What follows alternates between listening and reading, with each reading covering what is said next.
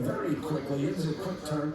Let's just look at the front pages of the papers today. New York Times talking about the two big stories, both about Israel. One, the attacks yesterday, and very fragile peace treaty, if you can call it that. Actually, told you that wouldn't last. And also the vague but chilling statement that Gaza should be, quote, cleaned out. Also down below, great story on how Kobe's image all over LA with art on the wall.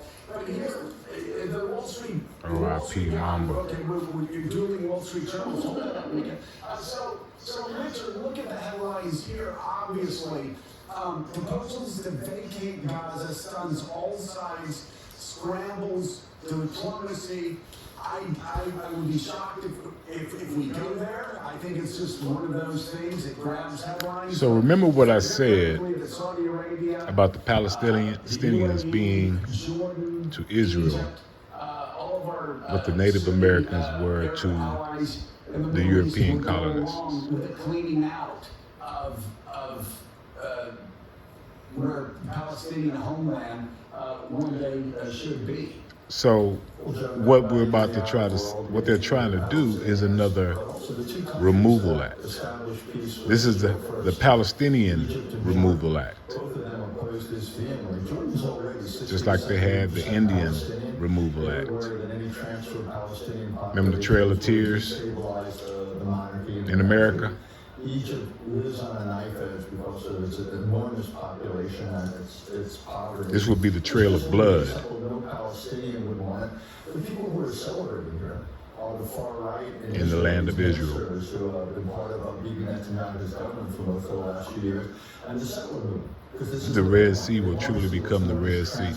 The pushing out of Palestinians and therefore making Gaza even more important to them, the West Bank, what they call Judea and Samaria, open to Israeli settlement to ultimately annex Israel. So I think this is a non-starter joke. What's interesting to me is where did this come from? More colonization, man. If you don't understand this, you better go back and read the Bible. Inconsistent with stability and peace in the region. Where did this come from? Why was it being surfaced the way it was? And that's what I'd like to hear a little bit more about. It's interesting because, Joe, it's interesting because I was talking to somebody who ultimately ended up becoming a member of the cabinet, and he says a lot of the concepts are opening bids. Don't really know where this stands in that, but let's go live to Tel Aviv. We'll switch up our rundown this morning. NBC News international correspondent Raph Sanchez. Raph, what more do we know about this? Well, Mika, this has been a dramatic and emotional weekend here in the Middle East, starting with those comments by President Trump made to reporters on Air Force One, suggesting that 1.5 million Palestinians in Gaza, that is 3/4 of the population, be moved so that the Strip can be, in his words, cleaned out.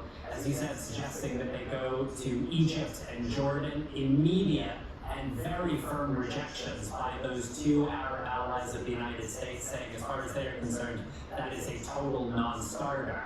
Now, over the weekend here, those 4 young Israeli soldiers released from Hamas captivity after 477 days. Very emotional scenes as they were freed from Gaza. They were reunited with their families. We actually sat with the family of one of those soldiers, Liri Albag. This is going nowhere. And we watched with them in real time this sort of surreal Hamas spectacle. Those 4 soldiers marched on stage in costume uniforms in front of the cameras. It's going to end with the beginning of another regional war. Now, that all played out very much in public. What was going on in private over the weekend were absolute crisis talks, because this ceasefire was under real strain. Hamas had not released an Israeli civilian called Arbel Yehud, who Israel says, under the terms of the agreement, should have been released ahead of those 4 soldiers. In response, Israel refusing to allow Palestinian civilians to return to their homes in northern Gaza. But a deal was brokered, and this week we are expecting not just the 3 hostages who are scheduled to come out, but 6 hostages in total. So Argal Yehud will come out on Thursday along with 2 others, and then those 3 additional hostages will come out on Saturday. And Mika, that is raising hopes that we may finally see American hostage Keith Siegel, a 65-year-old grandfather, released from Hamas captivity sometime this week. You might remember he was taken along with his wife. His wife was released in the first stage of the deal, and he has been in Gaza for 15 months now. As well as those 2 hostage releases, we are expecting President Trump's envoy to the Middle East, Steve Witkoff, to make his first trip here since the Trump administration took office. This is a man Now, who is deeply involved in once the American hostage in Qatar, is released, is saying that he is not if only the American going to hostage do the meetings is with released, Mr. Netanyahu that you would expect, but then all he is hell's gonna also break loose. thinking about going into Gaza himself. Stay tuned. Ceasefire